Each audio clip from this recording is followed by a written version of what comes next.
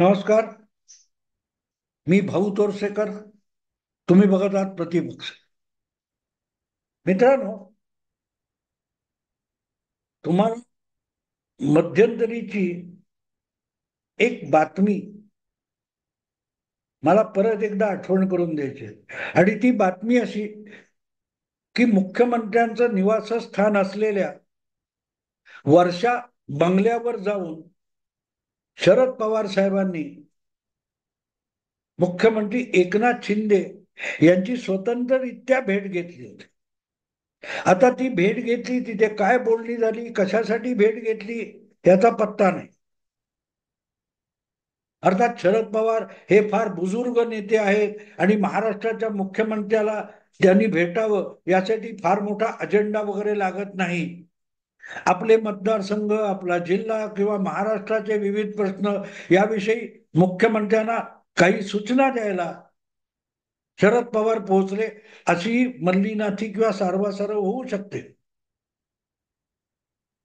पण ज्या गोष्टी आपला पुतण्या उपमुख्यमंत्री आहे त्याला सांगूनही होऊ शकतील, त्यासाठी एकनाथ शिंदेकडे जाण्याची गरज नव्हती.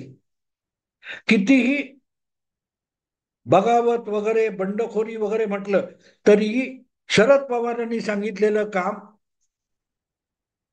अजितदादा अडवून ठेवतील अशी बिलकुल शक्यता नाही. बिलकुल शक्यता नाही. नातं, नात्यातली भांडणं, पक्षातली भांडणं, बंडखोरी ह्या सगळ्या गोष्टी एका बाजूला असतात. पण राजकारणातली एक समजूतदार वृत्ती असते. त्यामुळे मुख्यमंत्र्यांकडे काही मोठं काम करून घ्यायला शरद पवार गेले अशी अपेक्षा आपण बाळगू शकत नाही. पण तरीही शरद पवार गेले. मुख्यमंत्र्यांनी त्यांचं स्वागत सुद्धा केलं. किती एक तास काय काय अशी त्यांची गप्पा टप्पा झाल्या. आणि गप्पा टप्पामध्ये पाऊस किती झाला, नातू काय करतो, असल्या गप्पा करायला शरद पवार जाणार नाहीत किंवा एकनाथ शिंदे त्यासाठी आपला बहुमूल्य वेळ देणार सुद्धा नाही. पण ते गेले. शरद पवारांचं महाराष्ट्राच्या राजकारणातलं सगळ्यात मोठं दुखणं काय असेल तर ते दुखणं माजी मुख्यमंत्री आणि आजचे उपमुख्यमंत्री देवेंद्र फडणवीस हे आहेत हे वेगळं सांगायला नको. बाकी महाराष्ट्रात कुठलाही नेता मुख्यमंत्री हो, त्याला कसं गुंडाळावं यामध्ये शरद पवार अत्यंत कुशल आहेत. म्हणून तर स्वपक्षाला मुख्यमंत्री पद मिळण्याची शक्यता असताना आणि आपलाच पुतण्या मुख्यमंत्री करता येणं शक्य असताना सुद्धा शरद पवारांनी कधी महाराष्ट्रात आपल्या पक्षाचा किंवा आपल्या पाठीराख्याला मुख्यमंत्री होऊ दिलं नाही. होऊ दिलं नाही. अजितदादांनी बंडखोरी केल्यानंतर त्याविषयी तक्रार केली की मी तसा ज्युनियर होतो, पण 2009 मध्ये जर पक्षाला किंवा 2004 मध्ये पक्षाला इतक्या काँग्रेसपेक्षा अधिक जागा मिळाल्या होत्या तेव्हा पक्षाला मुख्यमंत्री मिळवता आला असता. पण काकांनी मुख्यमंत्री होऊच दिला नाही. होऊच दिला नाही. तो होऊ न देण्याचं कारण स्पष्ट होतं की दुसऱ्या पक्षाचा मुख्यमंत्री आपल्याला कठपुतळीसारखा खेळवता येतो, पण स्वपक्षाचा मुख्यमंत्री झाला तर त्याचा उद्या जीतनराम मांझी झाला तर काय करायचं माहित आहे ना. 2014च्या लोकसभा निवडणुकीत स्वपक्षाचा दारुण पराभव झाल्यानंतर बिहारचे मुख्यमंत्री नितीश कुमार यांनी आपल्या मुख्यमंत्री पदाचा राजीनामा दिला होता आणि आपल्याच पक्षातला आपला एक दलित सहकारी जीतनराम मांझी यांना मुख्यमंत्रीपदी बसवलं होतं.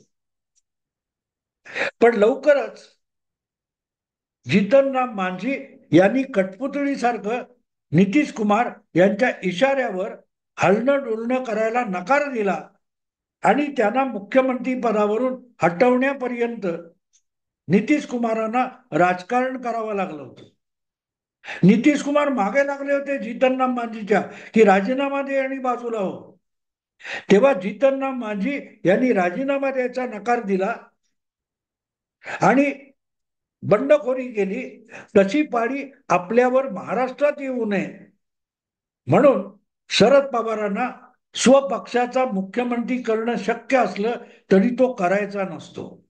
त्यापेक्षा दुसऱ्या पक्षाचा मुख्यमंत्री असेल त्याला आपल्या मेहरबानीवर ठेवायचा आणि सरकार कधीही पाडलं जाऊ शकतं असं धाकधपटशा दाखवून खेळवायचं, हे शरद पवारांना आठवतं.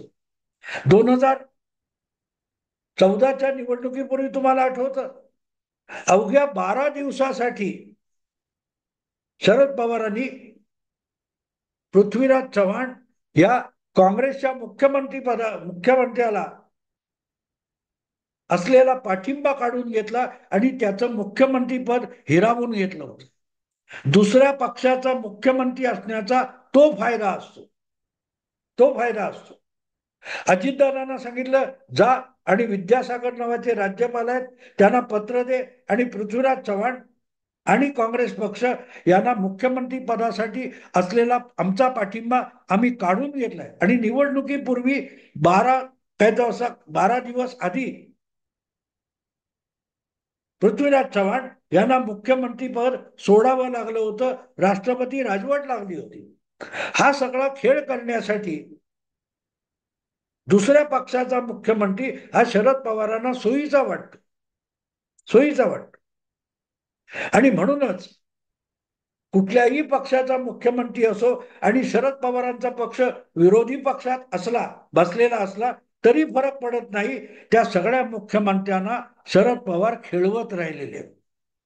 अपवाद फक्त एक होता, तो 2014 पासून 2019 पर्यंत शरद पवारांनी अनुभवला. हाच खेळ 2014 मध्ये जेव्हा भारतीय जनता पक्ष महाराष्ट्रात सर्वात मोठा पक्ष ठरला, त्याचे 123 आमदार निवडून आले, तेव्हा भाजपचा मुख्यमंत्री आलेला चालेल पण महाविकास आघाडी आणि काँग्रेसचा मुख्यमंत्री नको, अशी शरद पवारांची भूमिका होती. खरं बघायला गेलं तर त्यावेळी सुद्धा महाविकास आघाडी बनू शकली असती. काँग्रेस, राष्ट्रवादी आणि स्वबळावर 63 आमदार निवडून आणणारे उद्धव ठाकरे या 3 पक्षांची बेरीज विधानसभेत 146 म्हणजे बहुमतापेक्षा 2 आमदार जास्त अशी होती. तेव्हाही महाविकास आघाडी बनू शकली असती. पण तसं केलं तर मग उद्धव ठाकरे स्वयंभू मुख्यमंत्री होतील आणि आपल्याला त्यांना खेळवता येणार नाही. त्यापेक्षा भाजपचा प्रचंड प्रचंड आमदार असलेला मुख्यमंत्री सुद्धा आपल्याला पाठिंब्यावर खेळवता येईल, बाहेरचा पाठिंबा देऊन खेळवता येईल, ही शरद पवारांची भूमिका होती.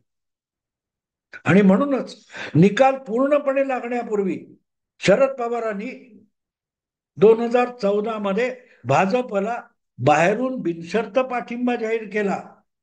बिनशर्त पाठिंबा याचा अर्थ आम्ही सत्तेतला हिस्सा आम्हाला नको, पण सत्ता बनवायला आमचा तुम्हाला पाठिंबा आहे.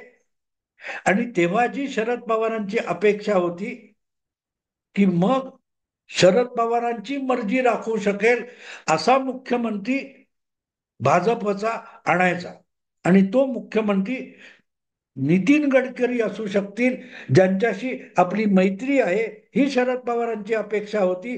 पण भाजपच्या केंद्रीय नेतृत्वाने देवेंद्र फडणवीस यांना मुख्यमंत्रीपदी आणलं आणि शरद पवारांची गोची झाली. गोची लगेच झालेली नव्हती.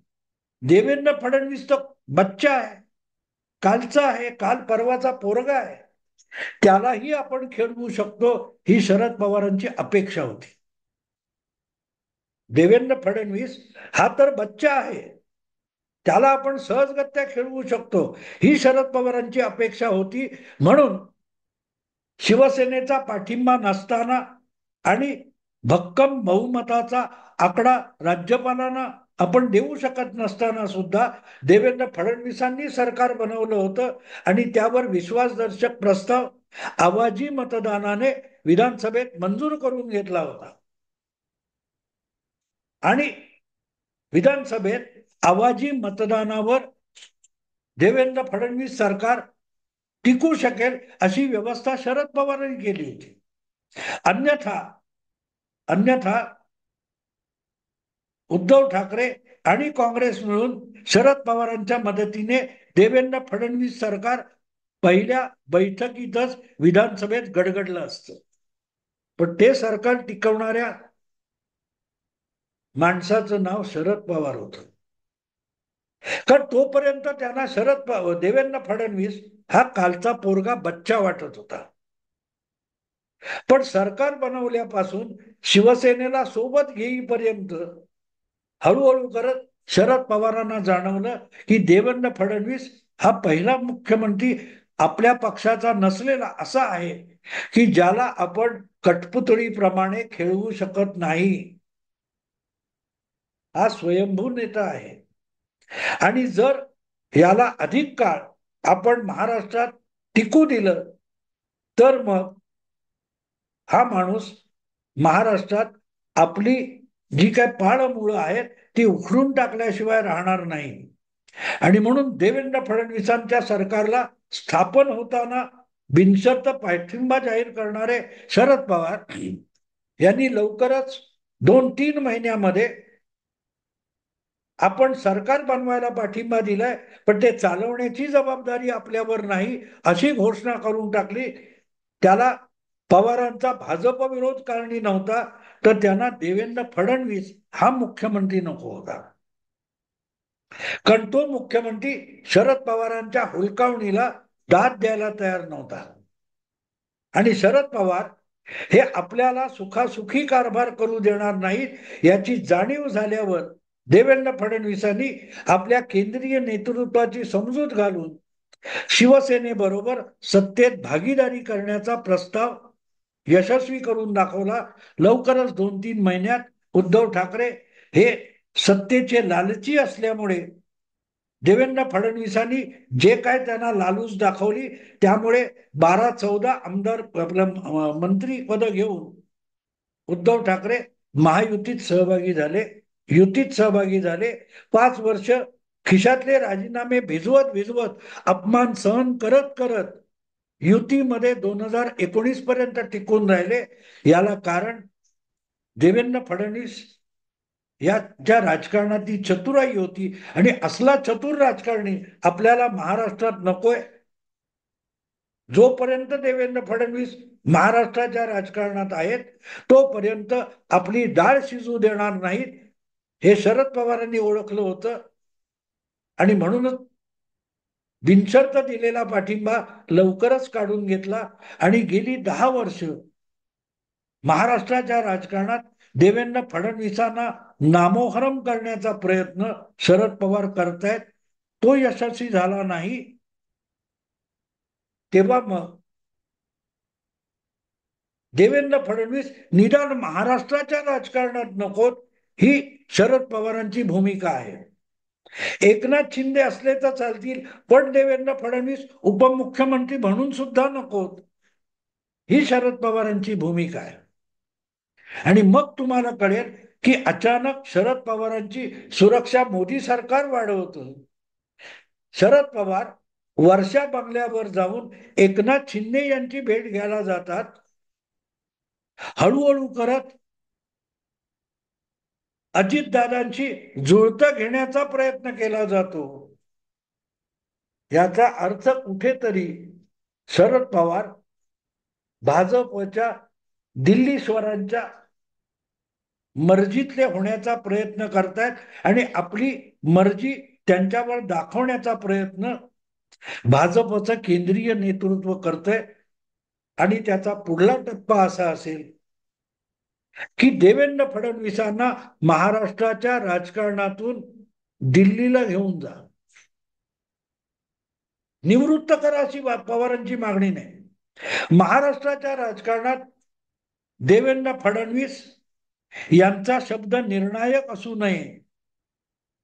महाराष्ट्राच्या राजकारणातून भाजपाने देवेंद्र फडणवीसांना बाजूला करावं एवढीच किमान मागणी शरद पवारांची आहे.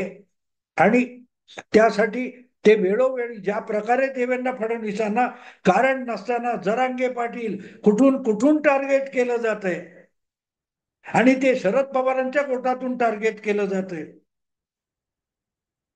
तर भाजपला सुखासुखी महाराष्ट्रात वाढायचं असेल, काँग्रेसला नामशेष करून वाढायचं असेल, तर मग पवार आणि भाजप हे दोन गट राजकारणात राहिले पाहिजेत. आणि भाजपच्या आशीर्वादाने एकनाथ शिंदे मुख्यमंत्री असलेले चालतील, पण उपमुख्यमंत्री म्हणून सुद्धा देवेंद्र फडणवीस नकोत, ही शरद पवारांची भूमिका आहे.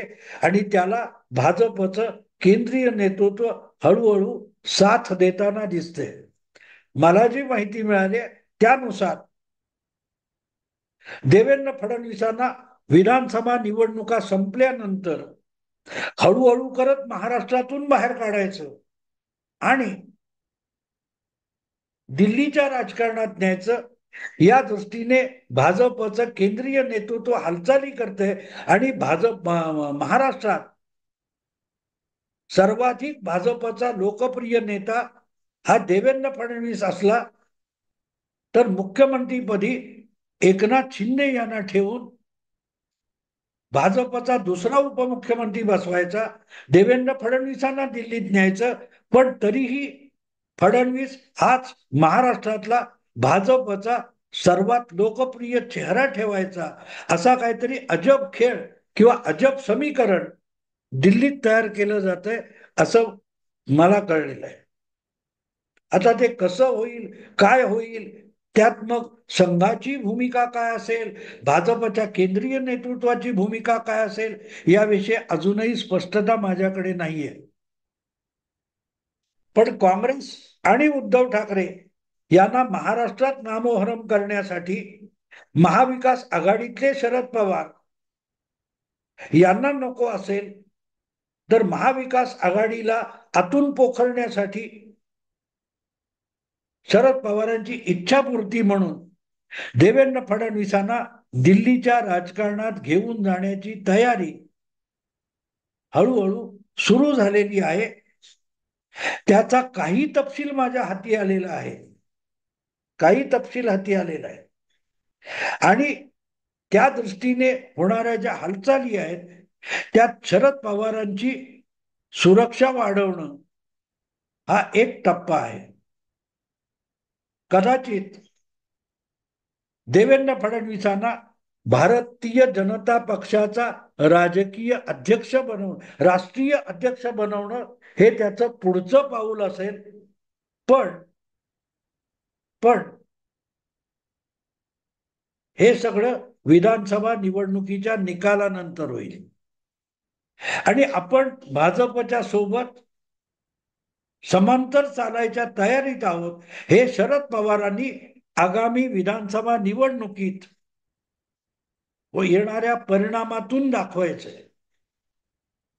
महाविकास आघाडीला बहुमतापर्यंत पोहोचू द्यायचं नाही. काँग्रेस आणि उद्धव ठाकरे यांचे पंख छाटायचं काम शरद पवारांनी महाविकास आघाडीत राहून करायचं. आणि बदल्यात भाजपच्या राष्ट्रीय नेतृत्वाने महाराष्ट्रातली महायुतीची सत्ता टिकवून देवेंद्र फडणवीसांना महाराष्ट्रातून बाहेर काढायचं, हा सौदा झाल्याची कुजबूज माझ्या कानी आलेली आहे. बघू मित्रांनो पुढे काय होतं ते. याचे तपशील हळूहळू येतील तसे मी तुम्हाला सांगेन. आत्ता इथेच थांबतो. आवडलं लाईक करा, शेअर करा, सबस्क्राईब करा. नमस्कार.